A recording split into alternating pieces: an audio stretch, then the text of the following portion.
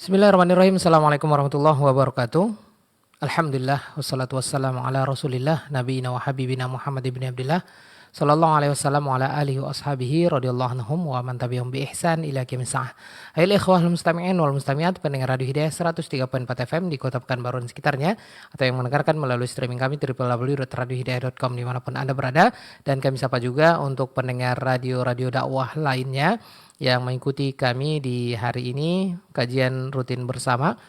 Ya, guru kita Abu Nuaim Al-Ustaz Dr. Asbri Rahmat AZMA Hafizahullah Ta'ala, yang kita akan lanjutkan pembahasannya ya, rutin setiap Jumat pagi waktu Indonesia Barat.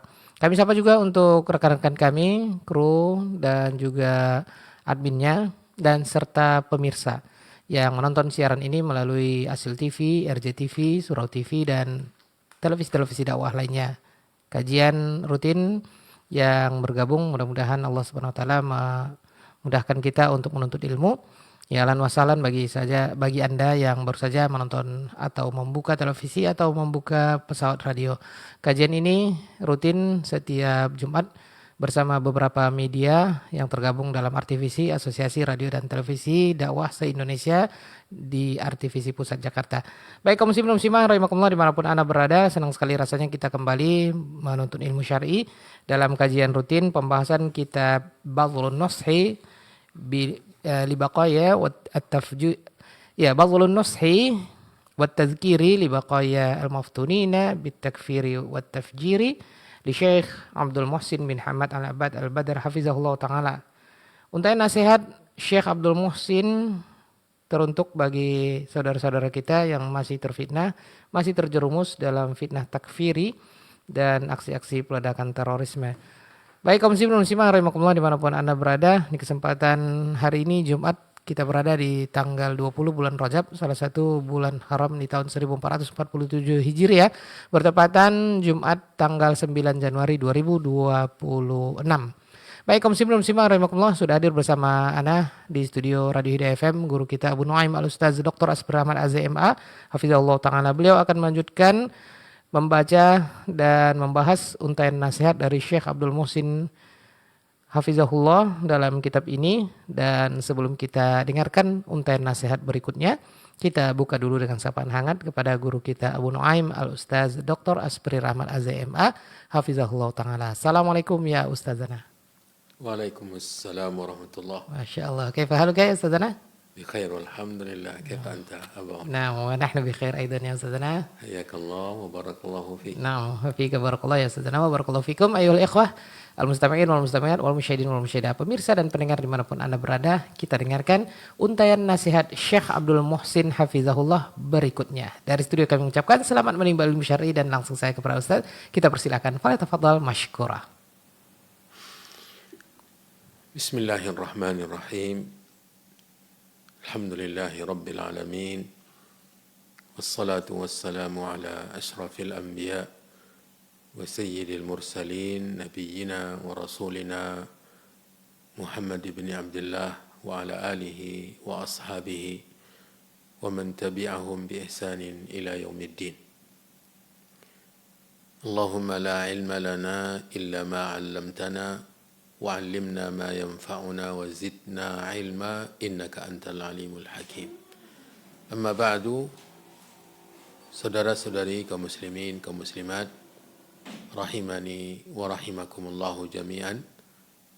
Alhamdulillah, kita bersyukur kepada Allah Subhanahu wa ta'ala yang senantiasa melimpahkan nikmat-nikmatnya kepada kita, nikmat-nikmat yang tidak terhingga, tidak terhitung jumlahnya, selalu kita terima.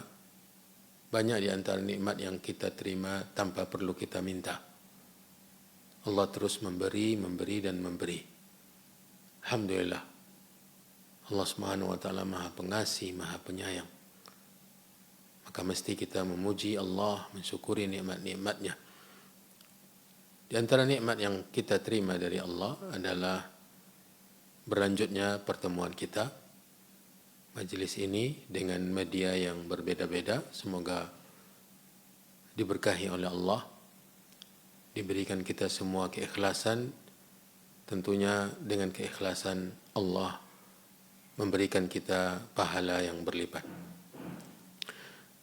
Kita lanjutkan pada kesempatan ini membaca kitab karangan guru kita Syekh Abdul Muhsin bin Hamad Al-Badr hafizahullah ta'ala wa nafa'a bi'ilmihi al-Islam wal-Muslimin wa baraka lahu fi ilmihi wa malihi wa ahlihi wa umrihi, dengan judul Badlun Nushi wa Tadhkir li Baqaya al-Maftunina bitakfiri wa tabjir, nasihat untuk dan juga peringatan bagi mereka-mereka yang terjerumus atau masih terjerumus ke dalam fitnah takfir dan juga tindakan-tindakan terorisme dari peledakan-peledakan dan yang lain-lainnya. Tema yang kita akan pelajari pada kesempatan ini, saudara-saudari yang dirahmati dan dimuliakan Allah, beliau mengungkapkannya dengan mengatakan wujuhu mukhalafati syababil maftunina bitakfiri wa tafjiri lil Islam. Wujuh mukhalafat asyababil maftunina bitakfiri wa tafjir lil Islam. Beberapa bentuk penentangan para pemuda-pemuda yang terjerumus kepada fitnah takfir dan tindakan terorisme, pertentangannya dengan agama Islam.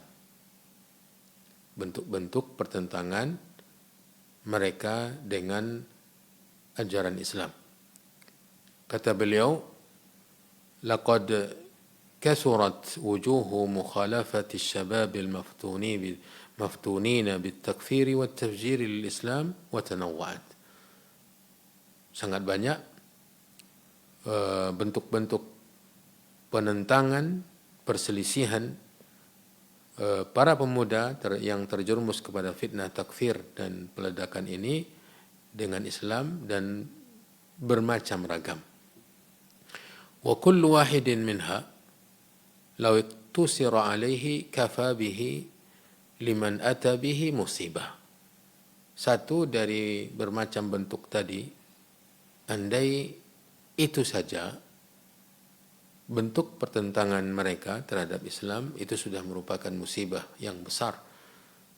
Fakaifa biha mujtami'atan mutanawwi'ah. Apalagi kalau sudah terkumpul macam-macam dan bentuk-bentuk penentangan tersebut. وهذه جملة من تلك المخالفات مع ذكر الأدلة الدالة على شدتها وخطورتها. Berikut ini sekumpulan dari mukhalafah mereka bersamaan dengan dalil-dalil tentang beratnya dan bahayanya penentangan tersebut. Al-awwal, yang pertama, penentangan pertama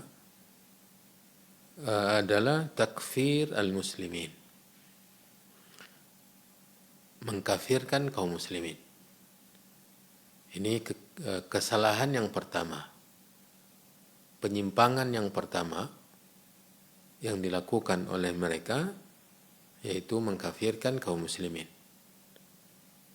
Qala sallallahu alaihi wasallam, Rasulullah SAW bersabda, ayyuma mri'in qala li akhihi ya kafir faqad ba'a biha ahaduhuma in kana kama qala wa illa raja'at alaihi. Rawahul Bukhari wa Muslim wal lafdhu lah. Dalilnya, dalil tentang bahaya mengkafirkan kaum muslimin, hadis Nabi alaihi salatu wassalam. Barang siapa yang mengatakan kepada saudaranya, wahai kafir, berarti dia mengklaim memponis saudaranya itu kafir dengan memanggilnya ya kafir, maka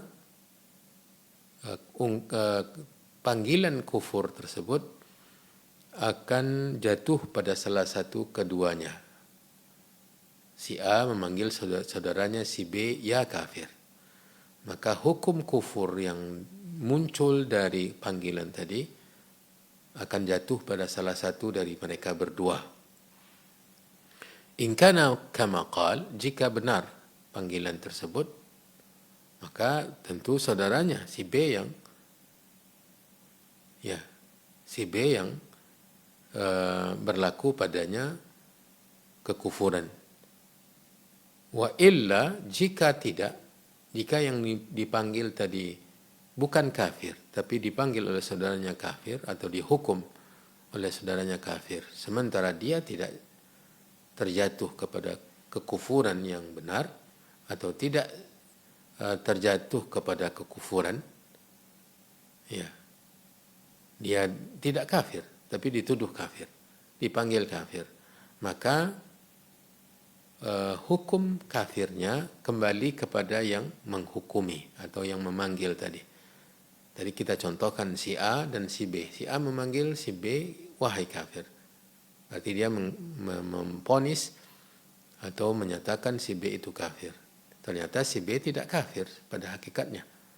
Maka hukum kufur ini kembali kepada yang memanggil, yang menghukumi. Ini hadis pertama dan hadisnya sahih. Diriwayatkan oleh Imam Bukhari dengan nomor 6104. Kemudian diriwayatkan pula oleh Imam Muslim dengan nomor hadis 216. Lalu penulis menyampaikan bahwa lafaz hadis yang dibawakan oleh beliau di sini adalah lafaz Imam Muslim rahimahumallahu taala.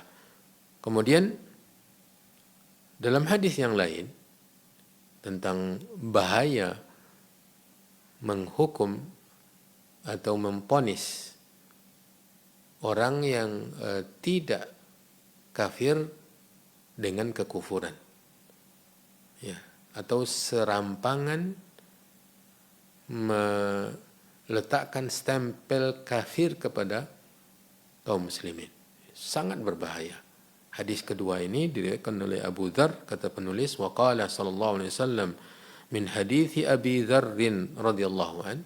Nabi SAW bersabda dari hadis Abu Dzar Al-Ghifari radhiyallahu an, kata beliau, wa man da'a rajulan bil kufri aw qala adu wallah wa laysa kadzalik illa hara alaih. Siapa yang memanggil seseorang dengan panggilan kufur, seperti contoh tadi, wahai kafir, ya, atau dia mengatakan wahai musuh Allah, ya adu wallah, walaysa kadzalik, yang dipanggil itu tidak demikian, artinya tidak kafir, tidak musuh Allah, melainkan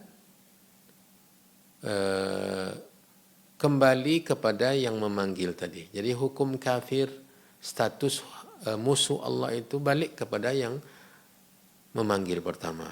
Ini juga luar biasa ancaman dari Nabi SAW. Dan hadis yang kedua ini, saudara-saudara yang dirahmati dan dimuliakan Allah, diriwayatkan oleh Imam Muslim dengan nomor 217. Tadi 216. Setelah hadis itu masuk hadis yang kedua ini, diriwayatkan oleh Imam Muslim dengan nomor 217. Kata penulis, wa idza kana hadzal wa'idu fi takfiri rajulin wahid, bila mana ancaman yang ada di dalam dua hadis tadi itu kasusnya adalah menghukum satu orang sebagai kafir, memanggil satu orang saja dengan kata-kata wahai kafir, wahai musuh Allah, sebegitu keras ancamannya dari Nabi. Kata penulis, fakaifa bitakfiri ummah.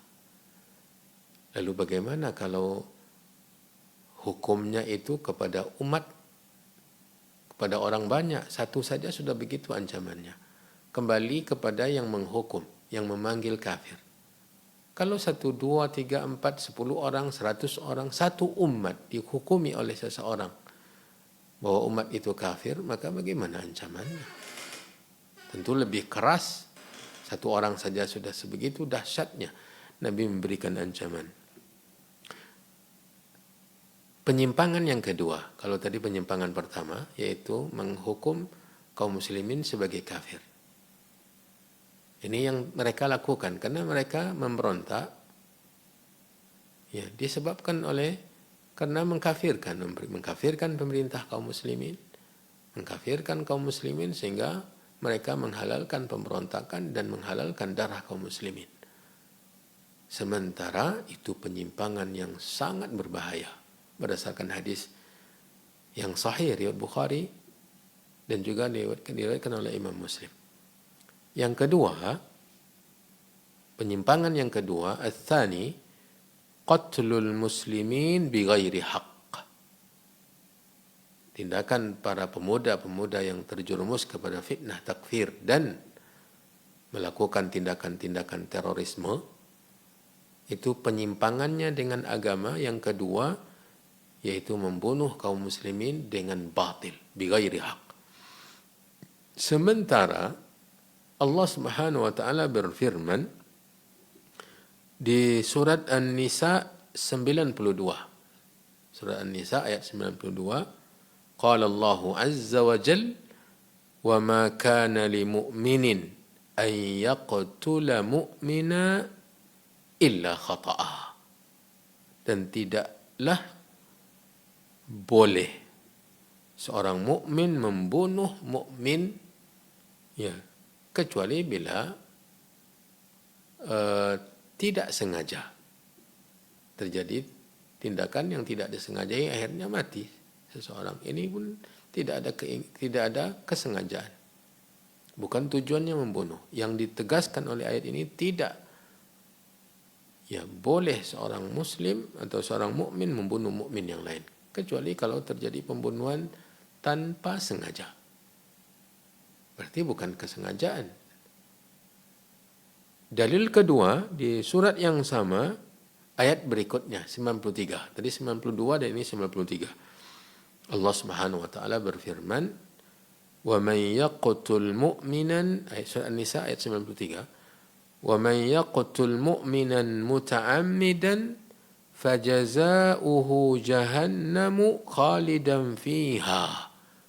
Wa ghadiba Allahu alaihi wa la'anahu wa a'adda lahu 'adzaban 'azima." Tadi larangan mungkin tidak terlalu ditakutkan oleh seorang yang hendak membunuh seorang muslim. Tapi ayat yang kedua ini sangat keras. Kata Allah Subhanahu wa taala, siapa yang membunuh seorang mukmin, wa man yaqtul mu'minan muta'ammidan, dalam keadaan sengaja. Ya, ancaman ini kepada seorang dengan sengaja membunuh seorang mukmin, mukmin membunuh mukmin, atau muslim membunuh muslim, sengaja. Ingatlah, dengarkanlah ancaman ini.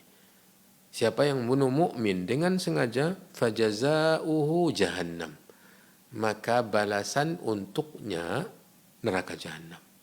Ancaman Allah, fajaza'uhu jahannamu, maka balasannya adalah neraka jahanam. Khalidan fiha, kekal di dalamnya. Wa ghadiballahu alaihi, yang ketiga, dan Allah murka kepadanya. Yang keempat, wala'anahu, dan Allah melaknatnya. Yang kelima, wa a'adda lahu 'adzaban 'azima, dan Allah telah mempersiapkan untuknya siksa yang keras, siksa yang besar. Itu ancamannya. Berlapis-lapis, bertubi-tubi Allah Subhanahu wa taala menekankan ancaman untuk seorang yang membunuh seorang mukmin dengan sengaja. Wa may yaqtul mu'minan muta'ammidan fajaza'uhu jahannamu khalidan fiha wa ghadiballahu alaihi wa la'anahu wa a'adda lahu 'adzaban 'azima. Di surah An-Nisa 93. Kemudian di surat Al-Maidah 32 Allah berfirman, wa qal min ajli dzalika katabna ala bani Israila annahu man qatala nafsan bighairi nafs aw fasadin fil ardi faka'annama qatala an-nasa jami'a wa man ahyaha faka'annama ahya an-nasa jami'a. Di surah Al-Maidah 32. Lantaran itu kami telah fardukan terhadap Bani Israel. Ini pasca ayat tentang pembunuhan dua anak yang terjadi pada dua anak Nabi Adam AS.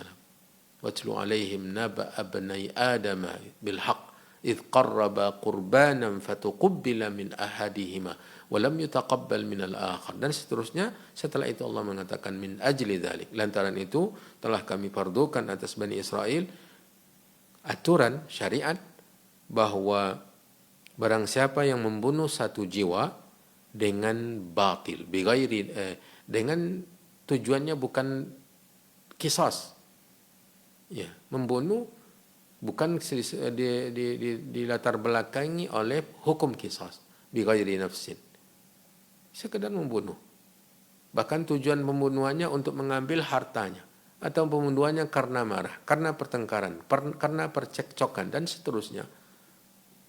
Ya, bukan menegakkan hukum Allah, tetapi karena kepentingan duniawi, ambisi duniawi, dibunuhlah oleh pelaku ini.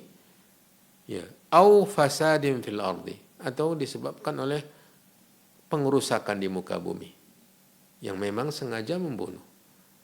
Ya, rendah, tidak berharga baginya nyawa orang.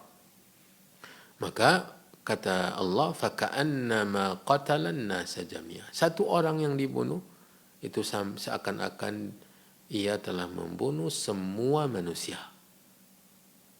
Karena membunuh manusia dengan cara yang tidak hak itu perbuatan yang sangat tercela, dimurkai oleh Allah Ta'ala.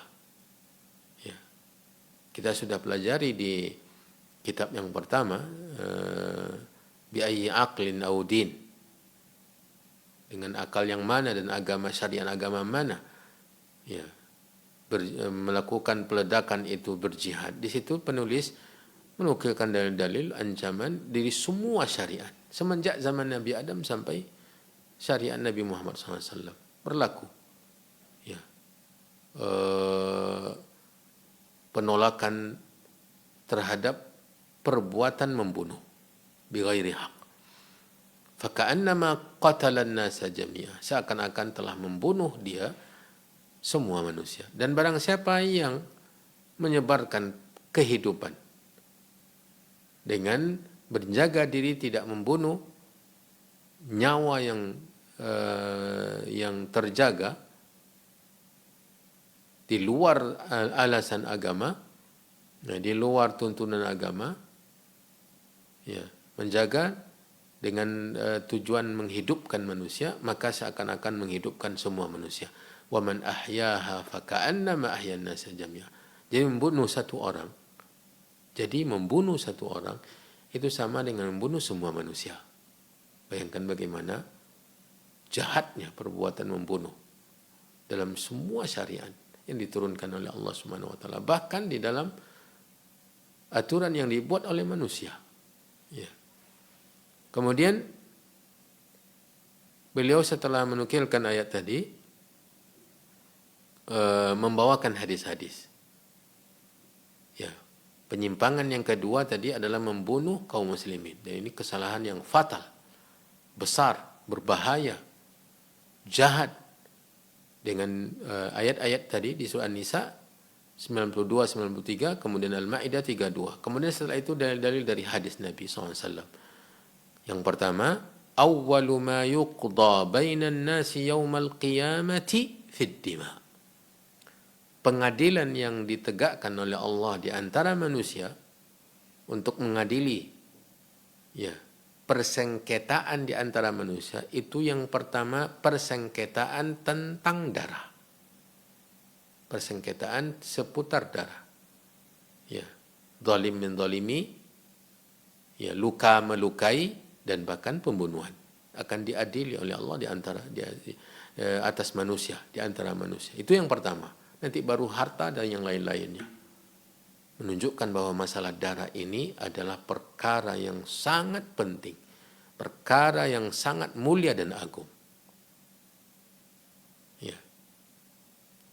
Hadis ini, awwalu ma yuqda bainan nasi yaumal qiyamati fid dima, yang pertama-tama diadili dalam perkara persengketaan di antara manusia adalah perkara darah.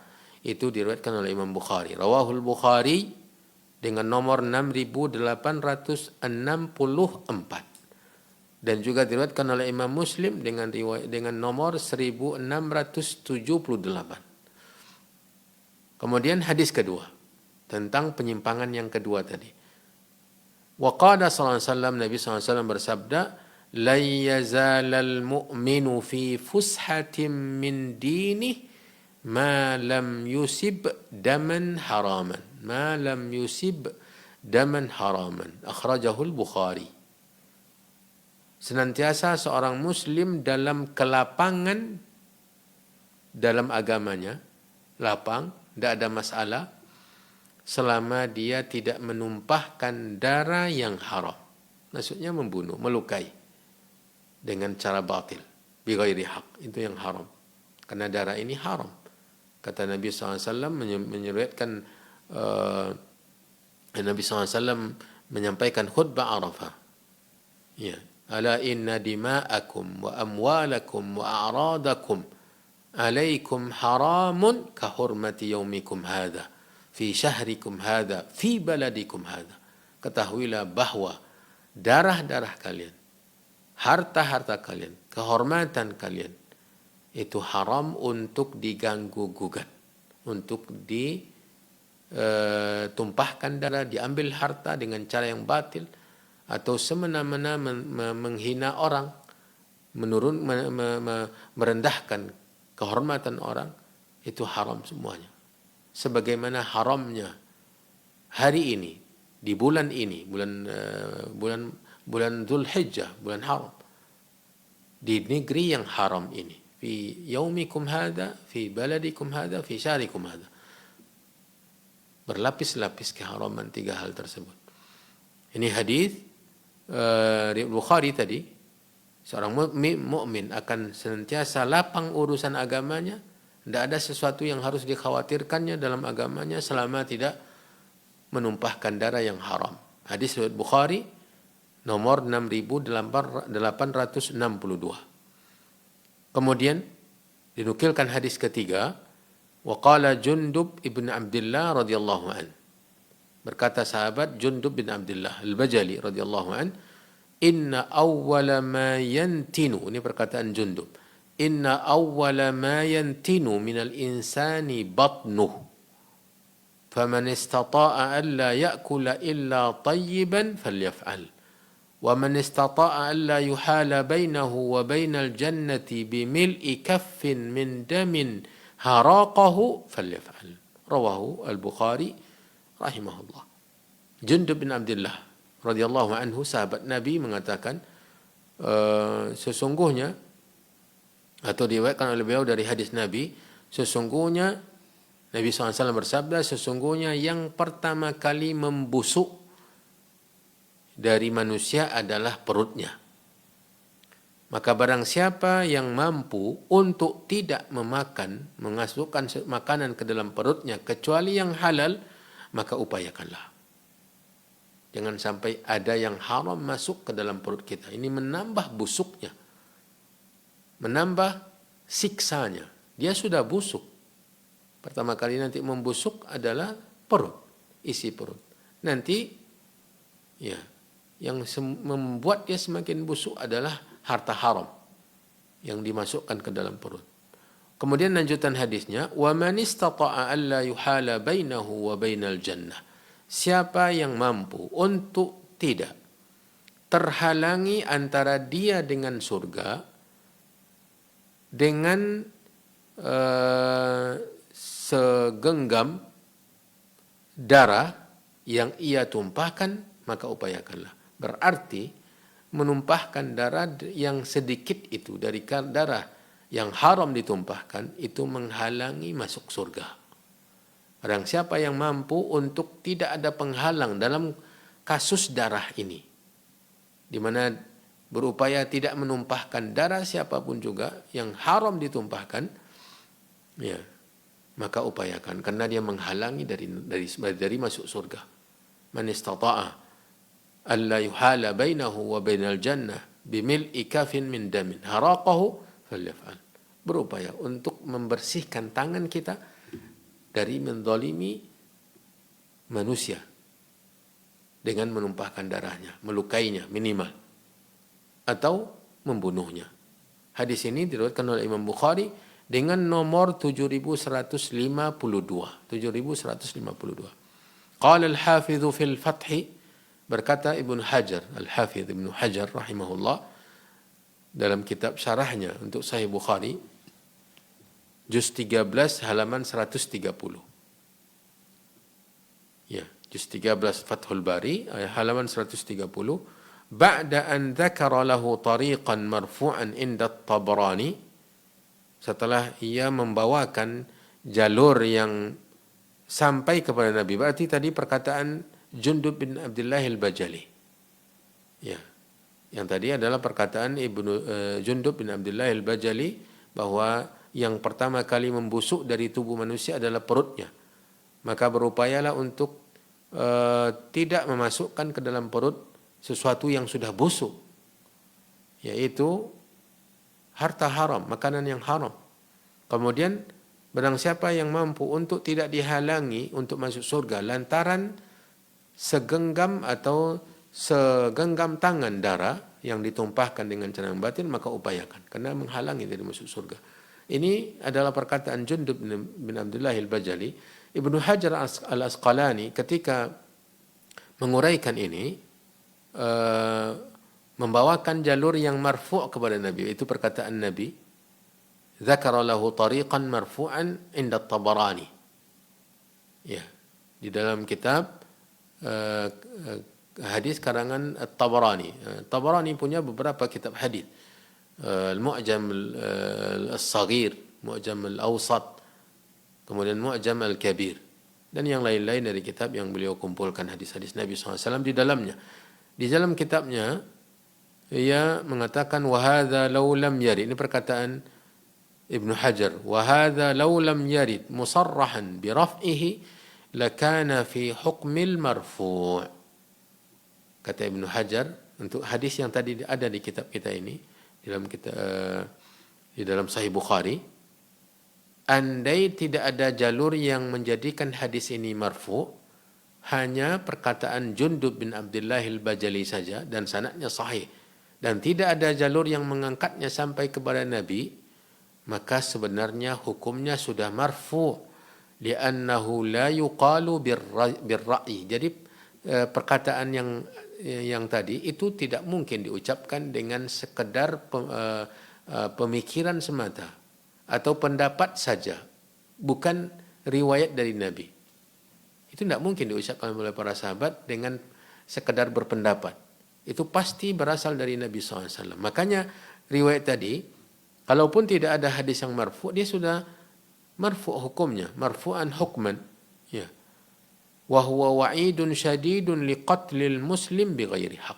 Hadis perkataan Jundub bin Abdullah al-Bajali itu, kata Ibnu Hajar, atau dihukumkan hukum marfu', sementara dia sudah ada di sanadnya yang marfu' dalam kitab At-Tabarani. Di dalamnya terkandung ancaman yang sangat keras, wa'idun syadidun, terhadap membunuh seorang muslim dengan cara yang batil, bighairi haq. Cara yang hak membunuh seorang muslim adalah qisas, yang Nabi SAW tegaskan, la yahillu damu mri'im muslimin illa bi ihda thalath. Tidak halal darah seorang muslim kecuali satu dari tiga sebab. Itu baru halal. Yang pertama, an-nafsu bin nafsi, yaitu qisas yang ditegakkan oleh pemerintah kaum muslimin, pemimpin kaum muslimin. yang menerapkannya. Bukan semua orang mengkisos. Kemudian yang kedua, ats-tsayyibuz zani. Ini juga membunuh seorang muslim yang berzina. Dia berzina dan dia sudah menikah. Maka hukumannya bunuh dengan cara dirajam. Ini baru halal darahnya. Kemudian yang ketiga, at-tariku lidinihil mufariqu lil jamaah. Orang yang murtad dari agama Islam atau orang yang memberontak dari pemimpin atau penguasa yang sah. Memberontak dia, maka boleh diperangi walaupun dibunuh nantinya. Dan halal darahnya karena pemberontakan tadi. Ma'asyiral muslimin wal muslimat yang dirahmati dan dimuliakan oleh Allah, itu penyimpangan yang kedua. Yang pertama, menghukum kaum muslimin dengan hukum kafir, dan ini sangat berbahaya. Dalil-dalilnya sudah dibacakan tadi. Kemudian yang kedua, penyimpangan mereka adalah membunuh kaum muslimin yang ternyata dosa membunuh kaum muslimin ini sangatlah besar. Ancamannya luar biasa. Dari ayat-ayat Allah Subhanahu wa taala di dalam Al-Qur'an dan juga dari hadis-hadis Nabi, dan itu bukan semua. Di sana masih banyak lagi hadis-hadis yang lain. Maka ini sudah cukup bagi kita untuk bagi pemuda-pemuda yang masih terjerumus kepada fitnah ini, ya, mengkafirkan kaum muslimin, memberontak dari kaum muslimin, memisahkan diri dari persatuan kaum muslimin, untuk sadar bahwa yang mereka lakukan itu penyimpangan yang berbahaya. Masih ada beberapa penyimpangan, namun waktu tidak memungkinkan kita membaca semuanya. Insya Allah kita akan melanjutkan pada pelajaran yang akan datang. Untuk kesempatan ini kita cukupkan sampai di situ pelajaran kita. Mudah-mudahan bermanfaat untuk semua. Wallahu ta'ala waliyut taufik, dan saya kembalikan kepada akhi Abu Auni. Nah, jazakallahu khairan atas nasihat, dan juga Ustaz sudah membacakan nasihat tersebut ya. Mudah-mudahan mengalirkan pahala kepada Syekh yang menasihati kita semuanya dalam kitab beliau yang berjudul Bathul Nushi wa Tadhkiri li Baqaya al-Muhtunina bit Takfiri wa Tafjiri. Syekh Abdul Muhsin bin Hamad Al-Abbad Al-Badr hafizahullah. Ayahanda dari Syekh Abdul Razak bin Abdul Muhsin bin Hamad Al-Abbad Al-Badr hafizahullah. Baik, kita akan lanjutkan ke sesi tanya jawab. Pemirsa dan pendengar dimanapun Anda berada, silakan bisa menghubungi kami ya. Untuk pertanyaannya boleh melalui line telepon di 08117530.000 dan 081175454444. Untuk WA, ya bisa juga menelpon WA ya di 081175454444. Baik, bagi Anda yang ingin bertanya melalui chat atau pesan singkat, bisa menghubungi admin masing-masing di televisi atau radio masing-masing ya. Insya Allah nanti adminnya akan melanjutkan ke meja share kami. Ya, baik kaum muslimin muslimah rahimakumullah dimanapun Anda berada, silakan bagi Anda yang ingin bertanya di kesempatan kali ini, sudah kita buka line tanya jawab di 08117530.000 untuk telepon biasa di studio Radio Hidayah FM, dan telepon WA-nya di 081175454444. Silakan untuk pertanyaannya, kita dahulukan untuk tanya jawab melalui teleponnya. Baik, kita akan bacakan dulu pertanyaan melalui pesan singkat. Ya, pertanyaan melalui pesan singkat dari Bapak Azwar. Ya, Bapak Azwar di Sumbar ya, Bapak Azwar di Sumbar. Pertanyaannya terkait dengan bulan Rajab. Nah, ini pertanyaan Bapak Azwar di Sumbar. Beliau masih belum menutup untuk puasa bulan Rajab. Bagaimana ini Pak Ustadz? Apakah bisa dilanjutkan hingga akhir? Baik, pertanyaan pertama dari Pak Azwar di Sumbar. Silakan Ustaz. Belum menutup artinya dari awal sampai sekarang 20 masih terus berpuasa. Mungkin dan seperti itu hendak Ustaz. Menyelesaikan sampai akhir. Begitu. Iya. Bagaimana ini Ustaz? Ya. Alhamdulillah wassalatu wassalamu ala Rasulillah wa ala alihi wa ashabihi wa man ihtada bihuda ma ba'du. Terima kasih untuk Bapak Azwar. Semoga Allah Subhanahu wa taala senantiasa memberikan semangat, kekuatan, kemudahan untuk beribadah kepada Allah Subhanahu wa taala, dan semoga Allah memberikan taufik untuk mengerjakan ibadah, berupaya untuk sesuai dengan tuntunan Nabi alaihi salatu wassalam. Jadi Nabi SAW tidak pernah berpuasa sebulan penuh kecuali bulan Ramadan, sebagaimana dijelaskan oleh istri-istrinya bahwa Nabi tidak pernah berpuasa sebulan penuh kecuali bulan Ramadan, dan yang paling banyak beliau berpuasa adalah bulan Sya'ban. Yang paling banyak berpuasa Nabi SAW di bulan Sya'ban dan juga di bulan Muharram. Ya, adapun bulan Rajab, Nabi SAW tidak didapatkan penjelasan dari para sahabat bahwa beliau memperbanyak puasa di dalamnya.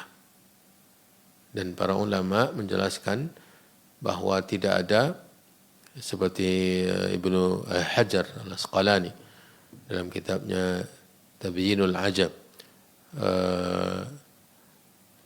bahwa tidak ada hadis-hadis yang sahih yang mengkhususkan ibadah-ibadah untuk dikerjakan di bulan Rajab ini. Maka silakan berpuasa sunnah dan jauhi berpuasa sebulan penuh, karena Nabi SAW tidak menuntunnya. Kalau seandainya itu sebuah ketaatan, maka Nabi SAW akan mengerjakannya. Dan Nabi tidak pernah berpuasa sebulan penuh kecuali Ramadan. Ini juga harus menjadi perhatian kita. Karena yang paling sempurna berpuasa dan sempurna cara berpuasa, sempurna dalam menentukan hari yang dianjurkan berpuasa, Nabi SAW. Ya, maka berupaya untuk meniru, menauladani tata cara beribadahnya Nabi SAW. Bila berpuasa seperti hari-hari atau bulan-bulan yang lain, Senin dan Kamis, atau pertengahan bulan Ayyamul Bid, maka tidak mengapa. Tapi bila berpuasa sebulan penuh di bulan Rajab ini, maka tentu tidak sesuai dengan tuntunan Nabi kita Muhammad SAW. Untuk Bapak Azwar,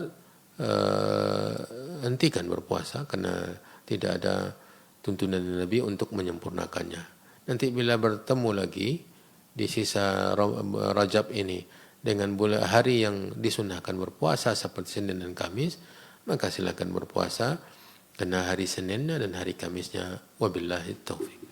Ya, jazakallahu khairan atas jawaban penjelasan dari Ustaz, dan kita lanjutkan ke pertanyaan masih dari chat WA ya, dari Bapak Salim di Kalimantan Selatan. Ya, Pak Salim di Kalimantan Selatan menanyakan terkait dengan mandi ya. Ketika masuk waktu subuh Jumat, ana masih junub. Apakah ana berniat mandi junub atau juga sekaligus dengan mandi Jumat? Nah, ini pertanyaan dari Pak Salim tadi ya di Kalimantan Selatan, Ustaz. Jazakallahu khairan Ustaz atas jawabannya. Baik. Terima kasih untuk Bapak Salim di Kalimantan Selatan yang menanyakan tentang menggabungkan ya mandi junub dengan mandi Jumat. Tidak masalah, tidak mengapa. Ya, bila sudah masuk waktu subuh dan di hari Jumat Bapak mandi junub untuk subuhnya dan sekaligus meniatkan untuk mandi Jumat nantinya, tidak apa-apa. Tetapi afdalnya adalah nanti setelah sebelum Jumat mandi lagi agar mendapat pahala lebih, karena mandi Jumat itu sunnah, bahkan dinyatakan sebagian ulama sunnah muakkadah,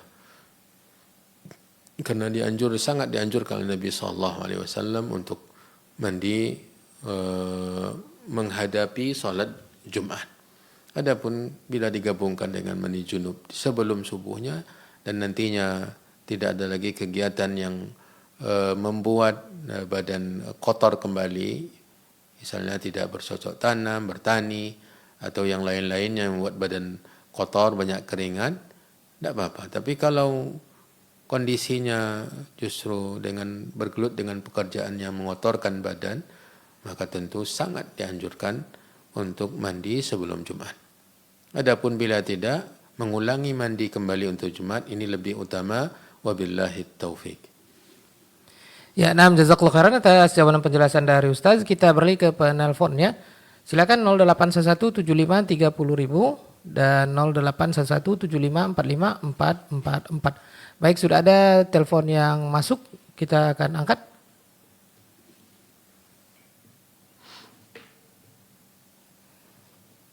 Ya, baik, diulangi kembali Bapak Ibu.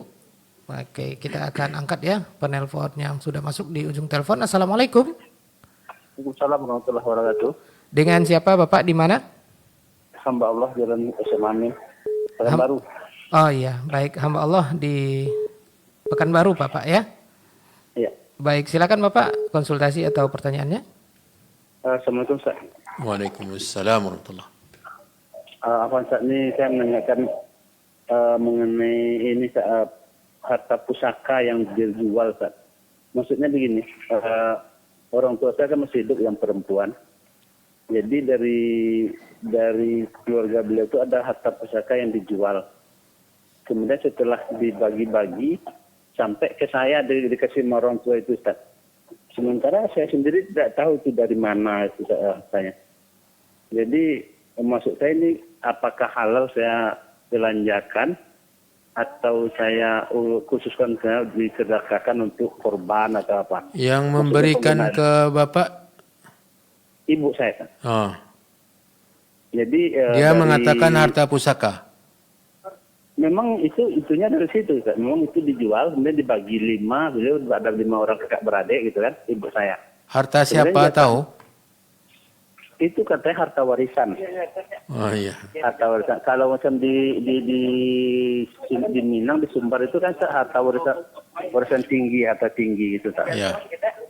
Nah, jadi karena ada terkena bak PDAM itu dijual, diganti, diberikan penggantian. Nah, itu sampai ke saya itu bagaimana kira-kira? Wallahu alam, harta pusaka kan ada penerima-penerimanya yang langsung diatur oleh Allah Subhanahu wa taala. Ada penerima-penerima harta warisan yang diatur langsung oleh Allah, dan bahkan ukuran setiap penerima itu secara persentasenya sudah diatur oleh Allah.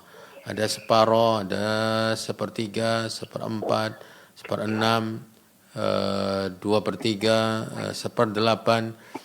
Jadi itu semua pengaturan Allah Subhanahu wa taala. Meskipun harta warisan yang tadi disampaikan itu harta warisan yang sudah numpuk-numpuk, entah siapa ada pewaris dan siapa yang mewariskan, tetapi menjaga diri dari masuk ke zona yang tidak nyaman atau tidak aman itu lebih utama. Wara'.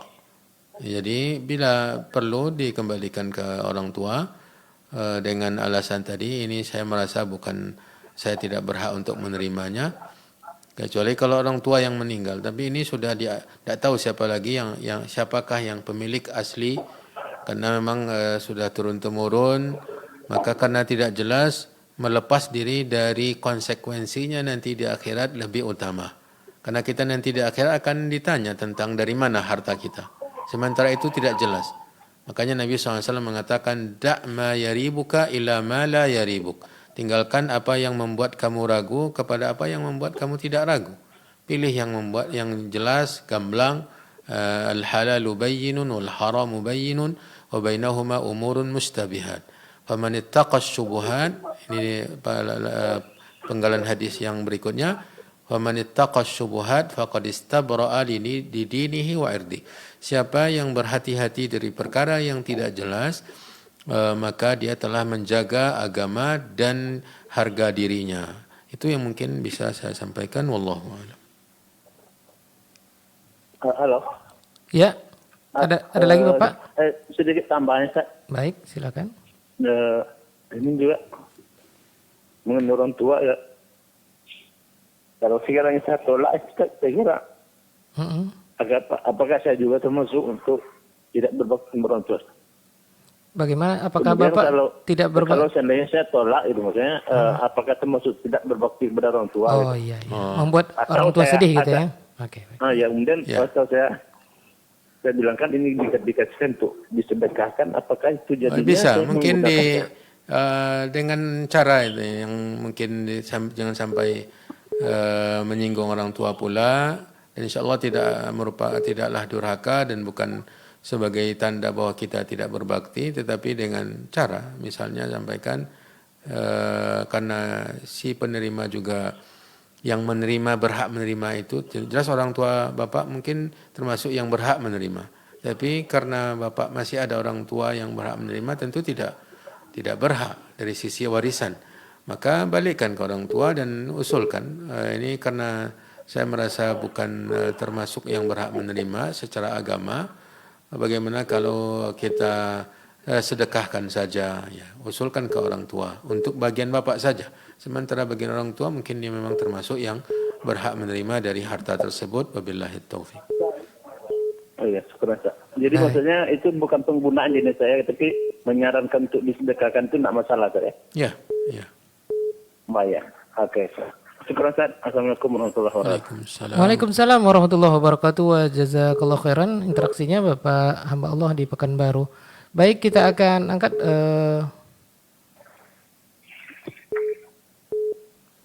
Oke, kita akan angkat satu pertanyaan lagi. Baik, silakan. Yang di ujung telepon, satu pertanyaan terakhir 08117530.000 untuk konsultasi atau pertanyaannya.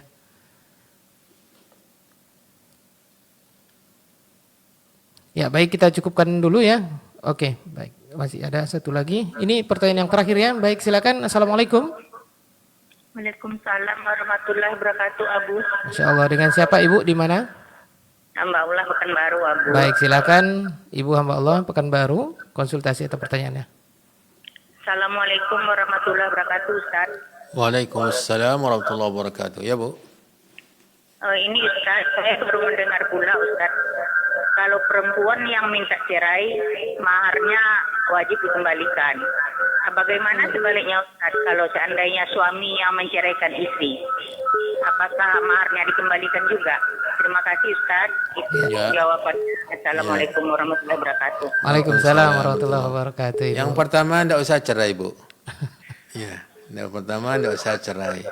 Cerai itu tidak disukai oleh Allah Subhanahu wa taala. Ya. Yang kedua, bila memang problem sebuah rumah tangga penyelesaiannya sampai kepada tingkat perceraian, maka tidak mengapa. Memang kalau tidak ada lagi solusi setelah melakukan opsi-opsi yang sekian sebelumnya yang sesuai dengan syar'i dan yang lain-lainnya, tapi tidak ada cara kecuali berpisah, maka tidak mengapa. Ya. Yang kedua, bila seorang istri yang menggugat cerai suaminya, dalam agama Islam diistilahkan dengan khulu, yaitu meminta untuk dilepaskan. Jadi dia yang meminta dilepaskan dari statusnya sebagai istri si suami ini. Maka ketentuannya bila itu yang terjadi, maka Nabi SAW mengatakan ataruddina alaihi hadiqata, kepada seorang wanita yang meminta dipisahkan dengan suaminya.